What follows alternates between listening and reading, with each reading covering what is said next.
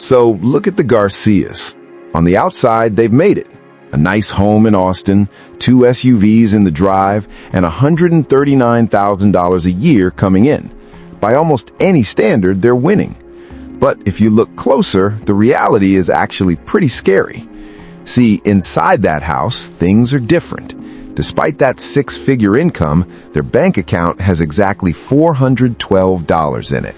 It's 2026, and $139,000, well, it's become a really dangerous place to be.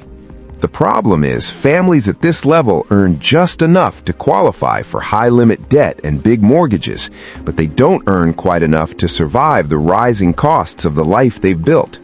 To understand why the Garcias are actually losing money every single month, we have to look past the surface. We have to look at the actual math of their budget. Because today, a high salary just doesn't guarantee security anymore. Instead, for a lot of people, it's just a way to maintain a very expensive state of insolvency. Let's start with that gross income, $139,000. After federal and state taxes and FICA, that total drops to about $102,000. That leaves the Garcias with a monthly take-home pay of $8,500.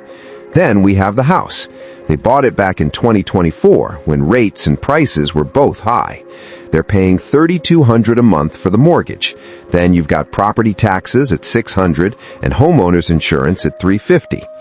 Now, insurance has become a huge factor.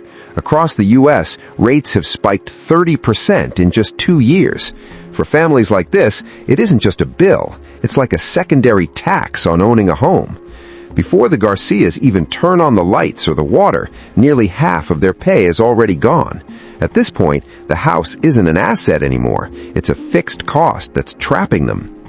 Then there's the cost of just getting around. Since they both work professional jobs, they need reliable cars to keep that income coming in. Their remaining $4,300 disappears fast. Car payments for 2 SUVs total $1,200. Gas and charging is $450, and car insurance, which is up because of repair costs, takes another $400. Transportation alone swallows nearly half of what was left. Think about that. They're effectively paying over $2,000 a month just to facilitate the commute to the jobs that pay them.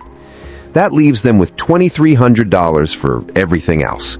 Groceries for a family of 4 are $1,400, utilities are $500, cell service and internet $300, and health insurance premiums $600.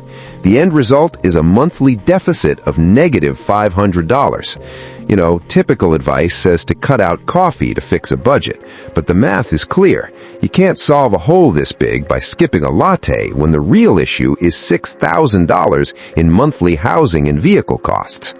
These are heavy costs. When inflation on food hits 10% and wages only grow by 3%, these obligations become impossible. The Garcias are functionally bankrupt. They're covering the gap with credit cards. No savings, no margin for error. Their whole life is built on a foundation that can't survive one bad break. And if you zoom out, you see that the modern economy is almost designed to create these conditions. It rewards high earners for taking on massive debt. Once you're locked in, your mobility is gone. You can't switch careers or take risks because your survival depends on every single cent of that paycheck.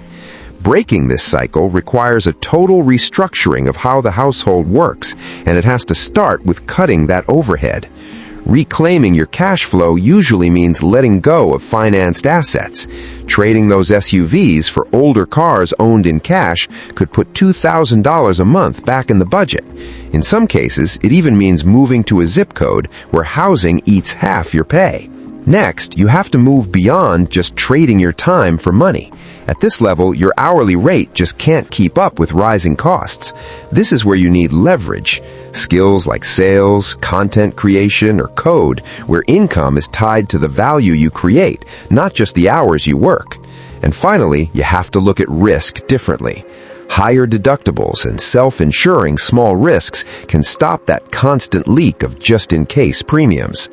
The final verdict: a stable household should aim to keep fixed costs around 30% of pay.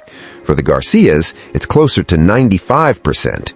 True ownership is owning your cash flow. If your survival costs more than 60% of what you bring home, you aren't building wealth, you're just managing a lifestyle. Take a look at your own numbers today. See where you actually stand.